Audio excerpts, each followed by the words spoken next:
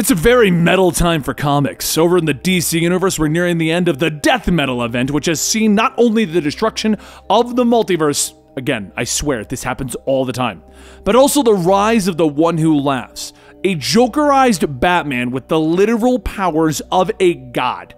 He has become so powerful that he and Perpetua are actually just throwing planets at each other in this event. On the flip side of that, in the Marvel Universe, we finally have the arrival of the King in Black, Knull. This guy has been around since before the Marvel Universe was even a thing. He created the symbiotes and he waged a war on everything the light touches for eons. So with two heavy metal gods running around in the comic book universes, who would win the fight? Well, we here at the Comicstorian offices had that debate, and we wanted to bring you that information in a nice formal discussion, a proper method where no one will yell or shout, "Oh, screw it, we're comic book nerds, let's have an argument." But in order to get into that, we have to start with a history lesson. The Batman Who Laughs first appeared in the Dark Knight's Metal event. He was a Bruce Wayne from Earth -22 who was injected with the Joker toxin and became the Batman Who Laughs. As a Batman that is uninhibited by pesky morals, Bruce set out to basically wipe out all of the heroes on his planet and become its sole ruler. The Dark Multiverse has a way of killing planets though, and the Batman Who Laughs made a deal with the Bat God Barbados to join him in a war against the light. After the real Batman and the Justice League defeated Barbados, the Batman Who Laughs was left to run around the Prime Universe, causing all kinds of troubles for Batman and friends. Eventually, he would side with another god, Perpetua, and basically have full control of the Earth while she set about destroying the multiverse. Wonder Woman would rise up against the Batman Who Laughs, killing him with one badass-looking, magic invisible chainsaw. However, the Batman Who Laughs would have his mind transplanted into the body of a Bruce Wayne that had merged with Dr. Manhattan. This would create the One Who Laughs, a being with near godlike abilities. He would then gain godlike abilities when he tricked the heroes into powering him up with crisis energy. This would cause him to truly become godlike and allow him to throw planets at Perpetua. Meanwhile, over in the Marvel Universe, Knull first appeared in Venom #3 and was technically been around since before the beginning of the universe itself. He was a being that lived in the pure blackness of the void and he enjoyed it. Then the pesky Celestials started showing up and creating things. When the primordial being was awakened by the light of creation, he was a little perturbed that his darkness was being messed with, so he created his first weapon. All black, the Necro Sword, and he beheaded a Celestial. Because of this, the first Celestials cast him further into the darkness. But Knull decided to create the first symbiote from his own power and the power of the Celestial's severed head. Now armed with his sword and a growing army of symbiotes, Knull would then start a one-deity war against the rest of creation. Literally creation, all of it. Eventually, the symbiotes would rise up against their god and create a living prison to lock him in. But bits of Knull are still active in the universe. The being known as Gore would start his own war against the gods, armed with the All-Black, and Carnage would rise once more to worship the god on Earth.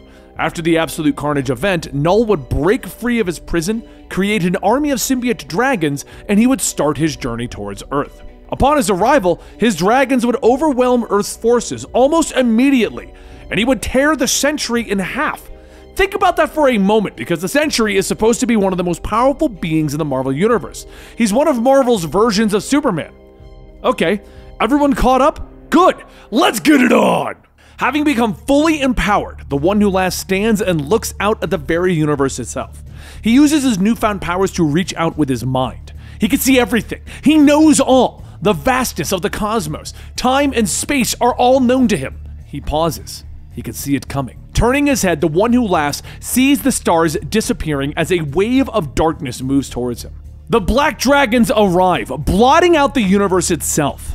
They move in to attack him, but the One Who Laughs waves his hand, destroying hundreds of them with a mere movement. But the dragons continue to come. For every one that he destroys, more split and spawn to take its place. The creatures attack, trying to rend and tear at what was once his flesh. Anger boils in him as the creatures bite and attack, and finally with a bellow of rage, the dragons explode from existence.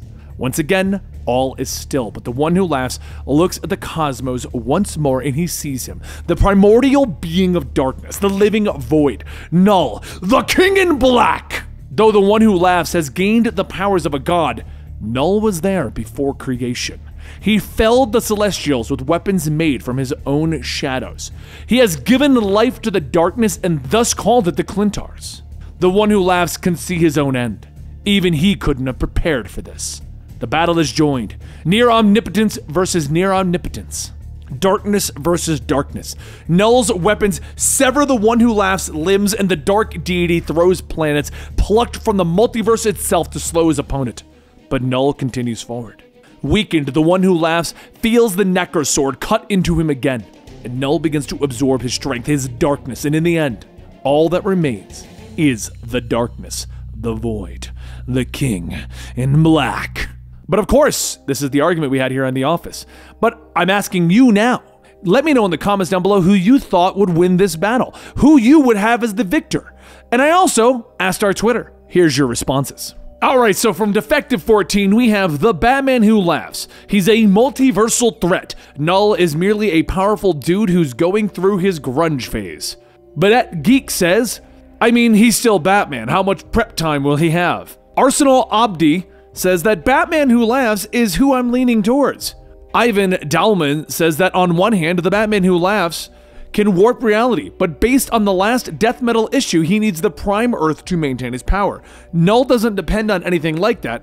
I could go for either side, but Knull made weapons from darkness. Maybe a new Necrosword could kill the Batman Who Laughs.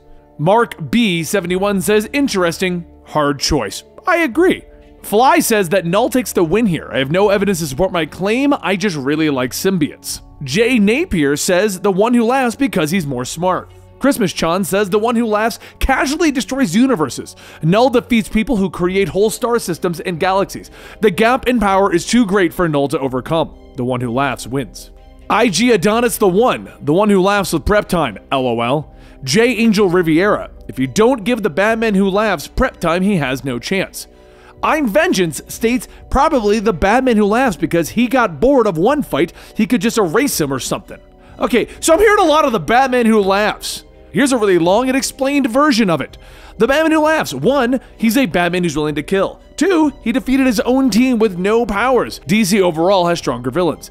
3, has the continuity-altering powers of Dr. Manhattan. 4, is more likely to have planned for when he gets his powers. And 5, of course, good old prep time. And Vishal Patley says, Knull, did you see him rip Sentry in half like paper? He is the Void. And there you have it, another Versus right here at the Comicstorian channel. Now let me know in the comments down below another Versus you would love for us to bring to this channel. Don't forget to subscribe, hit that like button, and follow us on Twitter to keep up with those debates. Thank you, and I'll see you next time.